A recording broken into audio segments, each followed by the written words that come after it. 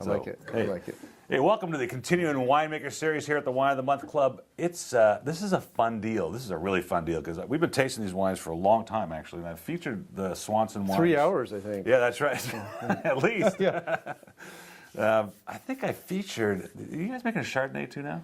Well, we make 400 or 500 cases of Chardonnay. Yeah, okay. I featured the Chardonnay a long time ago, and this is Swanson Wines, and this is Chris Phelps. You had to look at your card. Yeah, it's well, okay. that's we're old I friends. have to do that some days. That's right. That's It's right. okay. This is Chris Phelps from the Swanson Winemaking, the winemaker at Swanson Winery, and we were talking off camera a little bit about some of the history. He's got some gorgeous, wonderful winemaking. So tell me a little bit about where you've been. You've been here 8 years. And It's dangerous to ask a winemaker to talk about themselves. yeah, well, we do have a time limit here. Here we go. By the way, you sound like Mike Martini. Mike Martini. Yeah, your voice sounds a lot like okay. Mike Martini. Me and Mark have to call him. Which brings me back to my own story. Okay. After finishing, before I finished at UC Davis in enology in 1981, I worked 6 months for Mike Martini. Yeah. That's why you sound like. You don't look like him, but you sound like him. That says in the Martini family wine. Yes, Okay. correct. And then I went traipsing off to Europe, where I spent a couple years studying at the University of Bordeaux and working at Chateau Petrus. Oh, wow. Kind of got a relationship with Christian Mouex, whose family owns Petrus. Yes, and yes. little known to me, he was starting a property called Dominus in Napa Valley. So one thing led to another, and I ended up being the founding winemaker at Dominus. Was there for 12 years. Gorgeous wines, too. And didn't move far from there, moving over to Rutherford to work at Camus, where I spent 7 years. And the last 7.5, coming up on 8 years, I've been at Swanson. Wow. Well, that's a pretty pedigreed history. Yeah, that's the brief version. But that's, Bordeaux, Petrus no less. Yeah. And then Dominus, which is, gorgeous wines. Yep. And then Camus. There's a theory, though, that I really, the Oakville Grocery Yes. makes great sandwiches. Right. I've gone in a counterclockwise circle around the Oakville Grocery, moving just a couple of miles each time. They think I just like the sandwiches at Oakville Grocery. I have to GPS that to see how so the check out migration. my theory. Yes, I like it. I like it. Well, let's check out some of the wines, actually. We started with, today, we brought 3 wines with you. We have the Pinot Grigio from 2008, and is this Oakville? This is Napa Valley. Napa Valley. And the reason it's Napa Valley is because we do draw from different sources for this wine. About half comes from our Oakville Crossroad vineyard, in fact, right down the road from Oakville Grocery, right next to Opus 1 in Silver Oak. Do they have this at Oakville Grocery? They do not currently, but they have in the past. Like, what sandwich would it go with, do you think? I think any sandwich at sandwich, Oakville okay. Grocery. Yeah. Well, the first Roast thing beef would be a stretch, but not bad. Yeah, roast beef, I don't know. Okay.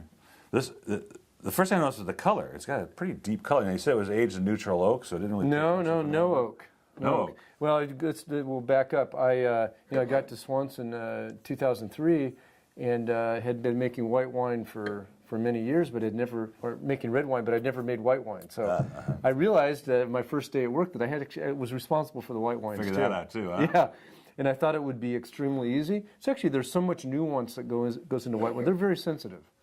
So kind went back to of your like textbooks? winemakers. Winemakers are very sensitive too. Well, trust me, I know that. And but anyway, so actually it took me 2 years to completely change the style, get it out of barrels altogether. Okay, so it's all stainless steel. It's all stainless steel. We stir it on the leads. It's not quite as romantic. We use a pump instead of doing it by hand.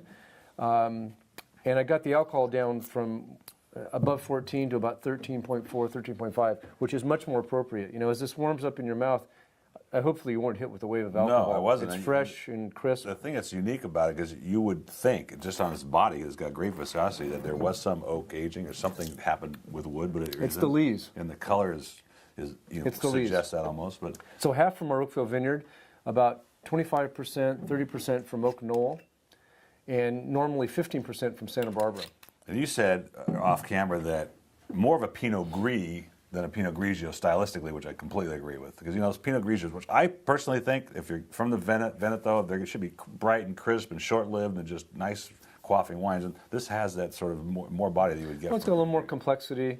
It's more of an ode to an Alsatian wine than... Mm-hmm. But we used to be a winery that made a lot of Sangiovese, so, it's kind of hard to change. So it been named a Pinot Grigio, and it's... Right. That's what the name is. That's what sells. Yeah. Really, really nice wines. So we are going to taste the Merlot next, and I don't know how long they've been making Merlots over there because I don't remember tasting a Merlot from there before. Actually, the winery was founded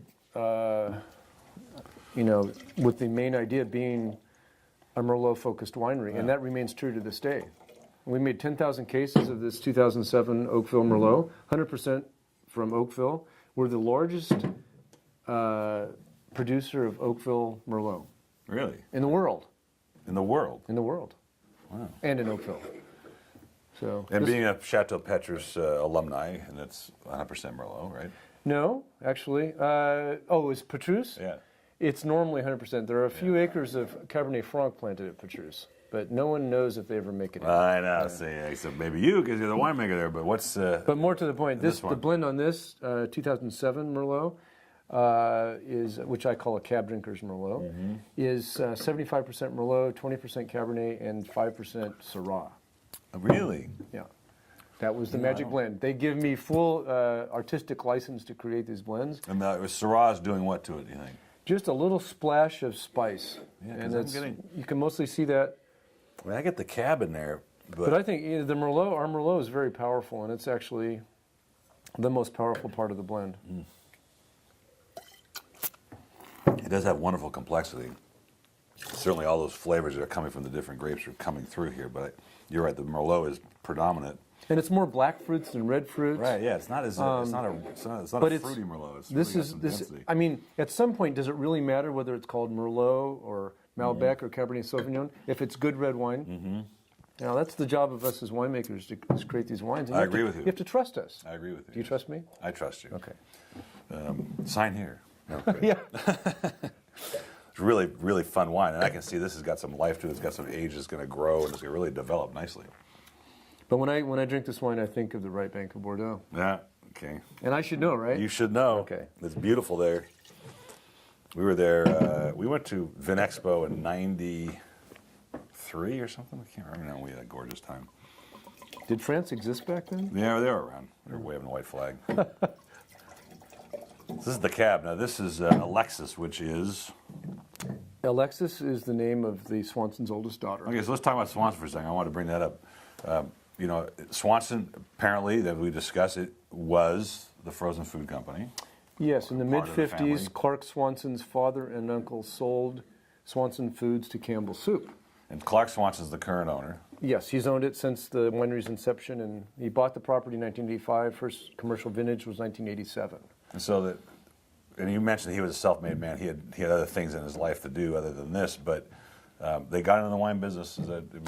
He went to Stanford, and if you met him within 5 minutes, you'd find out he went to Stanford. Yes, of course. But he's very proud of that, as he should be. And he made frequent trips up to Napa Valley and just fell in love with Napa Valley and was determined to get involved.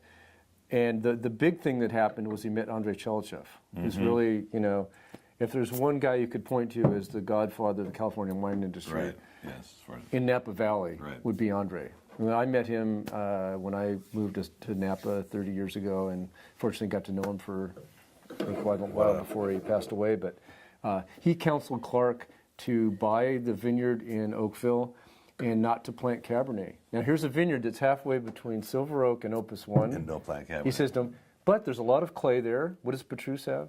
Clay. Yeah. And he says, if you grow Cabernet here, it will be average, mediocre to average. If you plant Merlot, it'll be brilliant. And he did it right. So with the Merlot, that's applicable. Now this is from a different vineyard in Oakville. Well, I like where this wine Cabernet too. does thrive. It's got a wonderful ripeness about it. This is the current vintage is an 06. Yes. And there's layers of, I get chocolate and I get some leather and I get some earth. I got so many things going on in this wine. It's a deep wine, It's really fun to just smell. And we, the blend on this is sort of the reverse. It's 81 Cabernet, 19 Merlot. Why Merlot? Because Cabernet is a tough tannic wine by itself, and instead of finding and filtering it, which would have mitigated some of the tough tannins,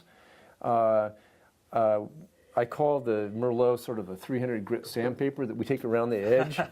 And it was the perfect, not one bit more, not one bit less, made a perfectly balanced wine.